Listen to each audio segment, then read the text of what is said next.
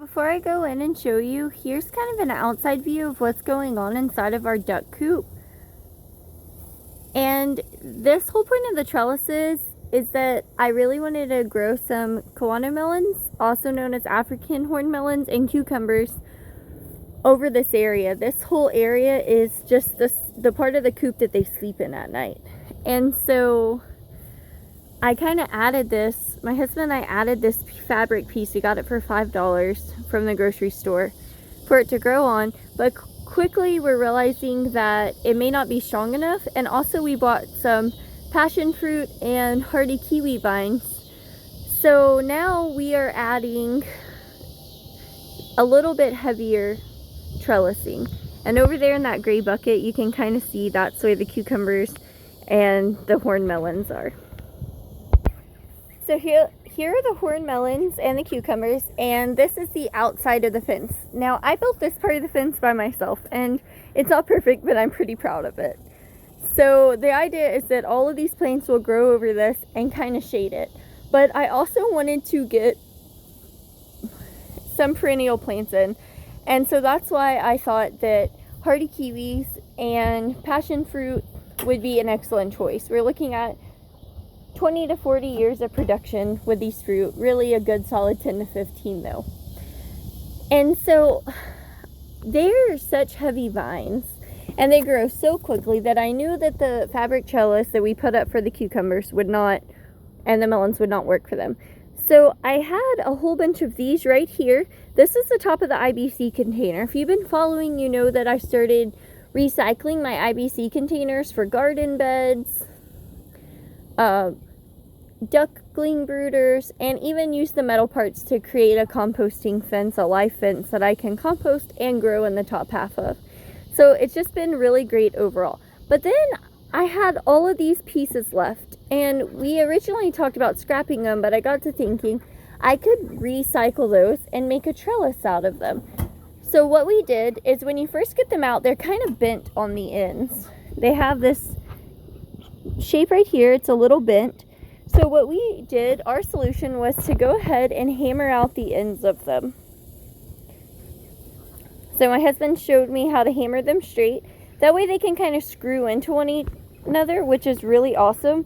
And then also, see if I can kind of show, we can set them up here like this and create a metal frame that goes across. That'll be a lot sturdier than overlapping this really, really thin fabric that we have.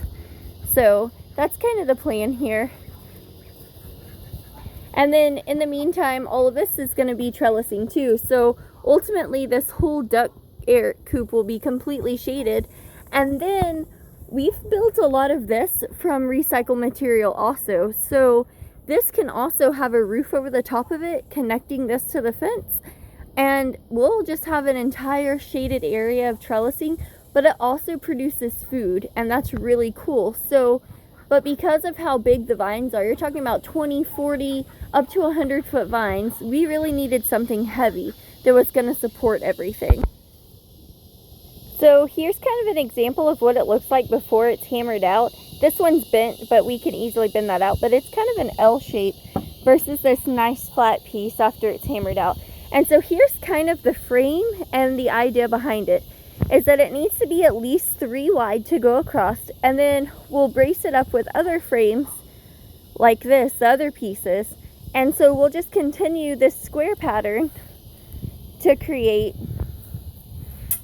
a trellis. And so these simply line up the holes, and then on the third one you kind of have to drill through it to make it a little wider so the bolt will go through. Like this one has 3 attached, so it's really cool.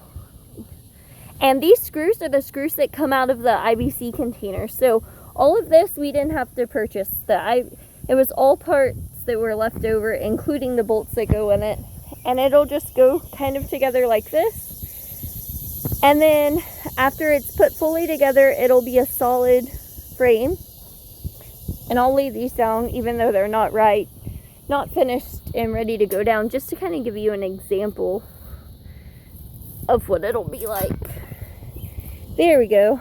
So kind of a little crooked, but you get it. Just kind of these panels that'll go across the top of it. And so with this frame, it'll support a lot of it. Obviously, we'll have to leave the little grid squares on top, but this will support the bulk of it. And then the little grid squares will give it something heavy to climb onto. These vines are going to grow 5 to 10 feet within 6 weeks of getting them. I'm not very concerned with them overlapping this. I know that they'll grow very quickly. So it's just kind of a cool way to upcycle the rest of the IBC containers and make some trellises out of it also. If you wanted to, still have all of these IBC containers back here, so stay tuned and you'll see a lot more IBC projects coming, because we are definitely going to make use of these, from running irrigation to the garden to creating some greenhouses out of them, miniature greenhouses for our trees and shrubs, watering areas for our ducks, half ponds for our ducks, brooders, and everything else. So if you have some IBC containers or just kind of interested in what you can do with them, I'm going to show you a few things. As always, thank you for watching.